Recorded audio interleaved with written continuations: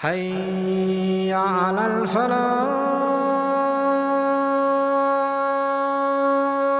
When Allah wants you to get something, to achieve something, or to give you something, nobody can stop it.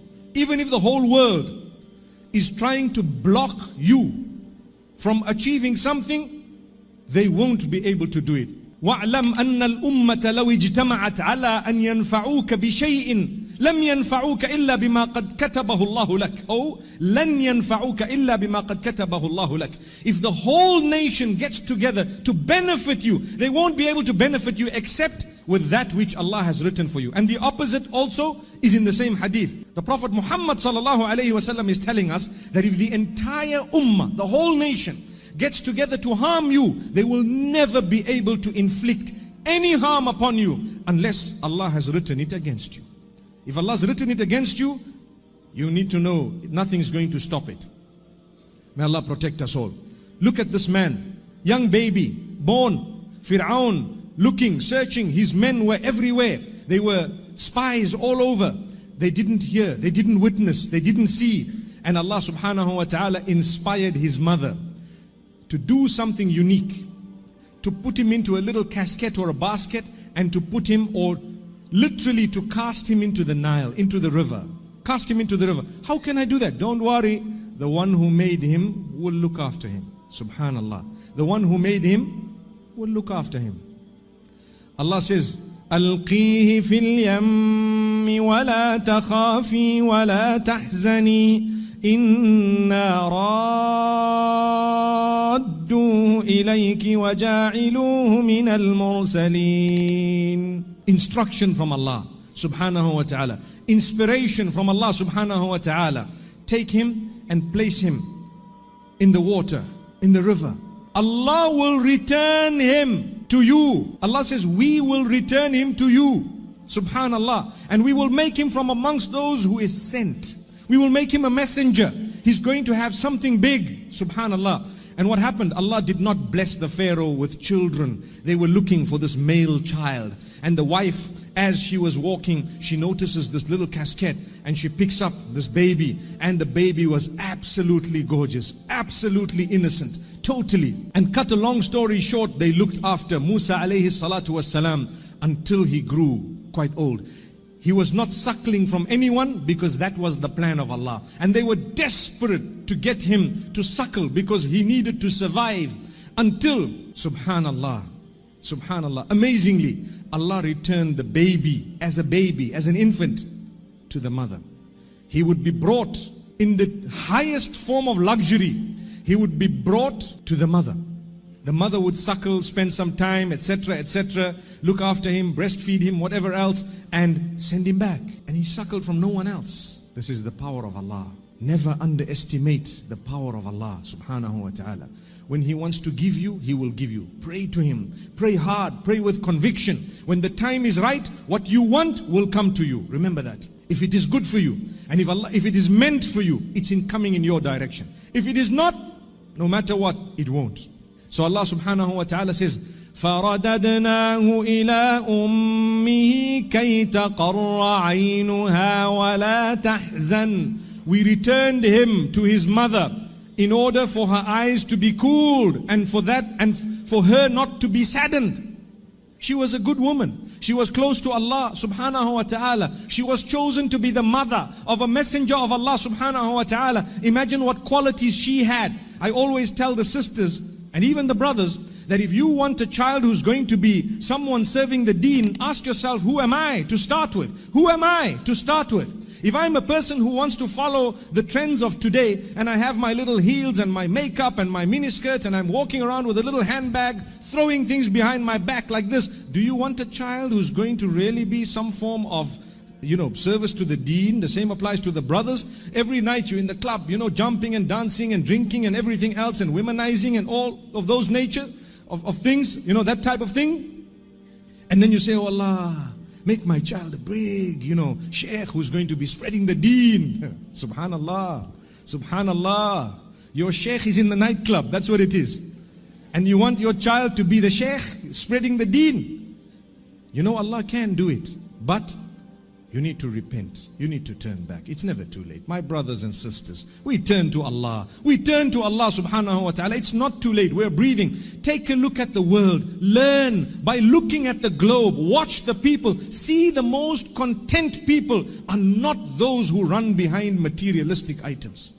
Remember that. Wallahi, I promise you. Yes, you might look at glamour, you might look at popularity, you might look at someone who the world looks at as, wow, a superhero, someone who's a movie star. In real life, they are depressed, they are struggling, they have addiction sometimes to various things, even drugs. They suffer with problems, they are bipolar. Look at so many of these pop stars popping one after the other, pop, pop, pop, pop. Have you seen that? That's why they're called pop stars. May Allah subhanahu wa ta'ala help us. My brothers and sisters, we need to serve the ummah. We need to have a concern for the next generations. We need to serve Allah so that at least in our progeny, when they watch us, do you know the most powerful way of relaying the message is for them to follow by example. When you are fulfilling salah, when you dress in a specific way, your child who cannot yet speak in your language, who cannot yet communicate properly in your own system, will fight to dress the way you dress, just because that is the plan of Allah subhanahu wa ta'ala. If you fulfill your salah constantly, your child will be found in sujood before they can even walk. Do you know that? Why? Did you talk to them? No, it was Allah's way of telling you, look, if you are good, inshallah, by the will of Allah, they will have a good upbringing. What they do beyond a certain age becomes between them and Allah. Once you arrive at a certain point, it's now your life. I looked after my children up to a certain age. An example, just an example. I'm not talking about myself, but I'm saying, if I look after my children for a certain age, up to a certain age, beyond that, if they end up dwindling left and right, I can always say, Ya Allah, I offered them the best. I still make dua for them. I will still guide them. But now they're independent. They are doing things. It's up to them now. It's between you and them. Ya Allah, guide them. Subhanallah. I can try. When I say I can guide them and Allah guides them, two different types of guidance. One is ad-dalala wal-irshad. One is to show them the way. I can show them the way, to say, look, this is the way. But at-tawfiq is from Allah. The guidance in the sense that to bring them onto the path is from Allah. May Allah bring our children on the path. And before that, may Allah bring us on the path and keep us steadfast. Remember, when you follow your faith, considering it an honor to follow your faith, that is when you have achieved something. But when you follow your faith, considering it a burden, yes, you may be following, but you will not achieve the true benefit of the entire package. People fulfill salah. When you fulfill salah, you're lazy to do it. You're just doing it because, hey, you know what, I'm scared. I don't want to be punished. Okay, fair enough. Your salah may be done. But if you want to achieve the broader benefits of that beautiful salah, do it as an honor. Oh Allah, I love you. I'm going to fulfill this salah because I want to do it for your sake. You've given me so much, Ya Allah. Amazing. My brothers and sisters, getting back to the Pharaoh, Musa alayhi salatu wasalam brought up in this home, going back to his mother. I want to draw another lesson for us all. Sometimes we are separated from our loved ones. Agree? Whether it's your child after a divorce, whether it is someone prior to divorce, maybe your husband had to go and work somewhere, maybe you had to go somewhere, maybe something happened, you were separated for some reason. Sometimes the separation is caused by a third party, intentionally. This story of Musa alayhi salatu wasalam, the lessons, the ayat, the lessons we learn, it consoles those who are separated from their loved ones, saying, Inna raddu ilayk, we will definitely return him to you. If Musa alayhi salam's mother was told that by Allah, I'm sure Allah can return to us our loved ones. May Allah subhanahu wa ta'ala unite us with our loved ones. Sometimes we are separated through death. Do you know that? Death has separated me from my loved one, for example. Or a child or a parent or a brother, a sibling, someone you really care for, you really love. Don't worry. وَالَّذِينَ آمَنُوا وَاتَّبَعَتْهُمْ ذُرِّيَّتُهُم بِإِيمَانٍ أَلْحَقْنَا بِهِمْ ذُرِّيَّتَهُمْ. Allah speaks about how He will allow your family members to join you in the hereafter, on condition that you all believed. On condition that you all believed. You need to try to earn the pleasure of Allah. You did it, Your children did it, you tried your best. Allah says, we will gather you together. Don't worry. You're going to be united. When you lose a loved one through death, it's not the end of the path. By the will of Allah, you will meet them again very soon, a matter of time. May Allah subhanahu wa ta'ala grant that to us, and may we meet them in a better place, not in a worse place. May Allah subhanahu wa ta'ala forgive us.